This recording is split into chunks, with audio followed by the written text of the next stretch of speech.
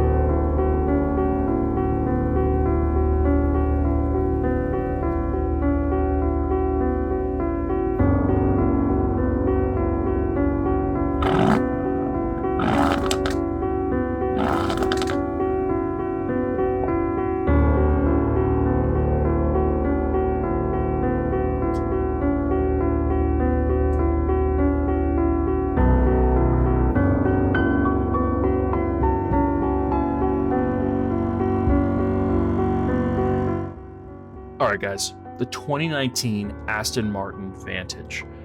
What is it like living with this car? So I had it for a couple of days, so I really got to experience what daily life with it would be like. Parking it in the garage, driving it around to do random things, just overall just enjoying it. And if you click off this video right now because of what I'm about to say, I totally get it. But honestly, guys, you feel like James Bond every time you get in the car. Bond. James Bond. The name's Bond. James Bond. One of the biggest things that I paid attention to was how this car fit me. So for some context, I am 6'7", and a lot of two-door sports cars, just don't fit me very well. They're not made for dudes my size. And so comfort and accessibility are usually hard to find, but they still matter to me when I'm driving these cars. And it's kind of become a reality of mine where I know I'm not going to fit in a car perfectly. But if it's a fun car, it's worth it for me because I want to experience that vehicle. So in this case, the Aston Martin genuinely was actually really good compared to other cars that I've had the pleasure of sitting in. Plenty of legroom for me. My knees still do stick up a little bit, but yeah. I look big in the car, which I'm going to look big in any sports car, but I definitely drive it comfortably. It's definitely not something above, it's not impossible for me to drive this car, which I'm very grateful for. Aston Martin did a good job of making sure it was long enough and comfortable enough. And so speaking of comfort, the car is pretty low to the ground, and getting in and out of it takes some extra effort, but once you're sitting in there, it's all worth it, genuinely. I would go through back pain getting in and out of that car, which I didn't have any, but I know I would eventually. I would go through that just to be able to drive the vehicle.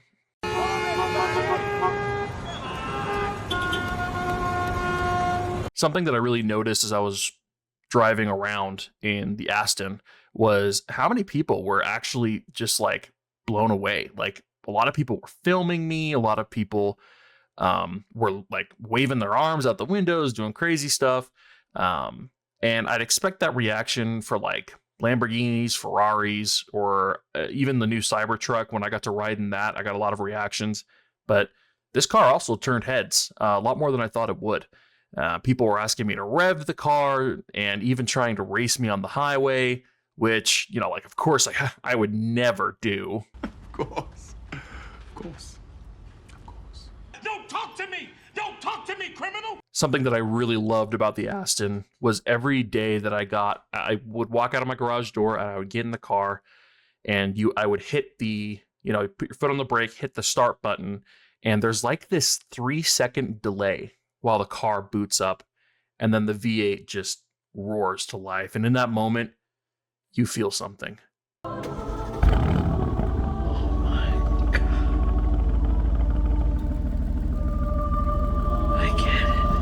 The driving experience overall, that 4-liter twin-turbo V8 absolutely rips. 0 to 60 in 3.4 to 3.6 seconds.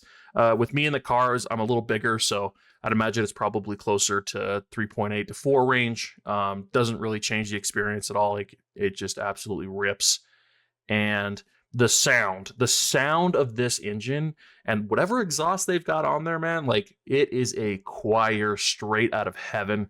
The burbles and the pops are on downshifts, just chef's kiss exquisite.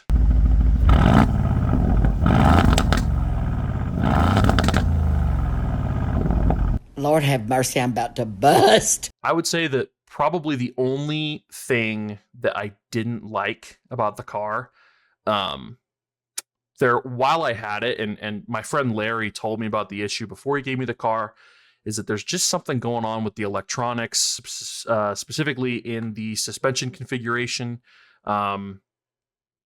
He actually, once I gave the car back to him, he took the car to the dealership and he had no luck. Aston Martin didn't even know how to fix their own car. Essentially, what would happen was the suspension settings weren't working, meaning like I couldn't. It wasn't able to like adjust the suspension when you went into a different drive mode like sport, and it's supposed to stiffen the suspension when you do that, but there was some issue where it just couldn't do it, and when that error would pop up, the car would go into like almost a half limp mode, and it would no longer allow me to manually shift with the paddle shifters, and it also wouldn't let me change modes at all in the car. It was a really weird thing, but kind of a frustration. And I go online and I see a lot of people complaining about the same thing. There's some electronic unreliability when it comes to Aston Martin, and that sucks because the car otherwise is fantastic. My final thoughts and kind of an overview of what I thought about the car. The Aston Martin Vantage, specifically the 2019 model, is an incredible vehicle. I had an absolute blast driving it, and I'm so grateful that this is the first car I get to review for you guys. If I had the kind of money it takes to buy one, I genuinely would consider it. Brand new, this car started out at about $153,000, but right now you can find them used for like 75 to 98, high 90s. And genuinely, I would consider it if it was in good working condition and low mileage. This also really makes me want to drive the Mercedes-AMG C63 because it has the same engine. That engine's a lot of fun. I genuinely had a really good time driving behind the wheel. And yeah. But anyway, guys, this is my first video. These will get better. I'm buying new gear. I've got tons of creative ideas about how to edit these things and put them all together. And so, like, please, if you like this at all, please subscribe. Please bear with me, I guess is what I'm saying. These things will get better. I appreciate all of you for sticking around if you did. I hope you guys have an amazing day. I'll see you later.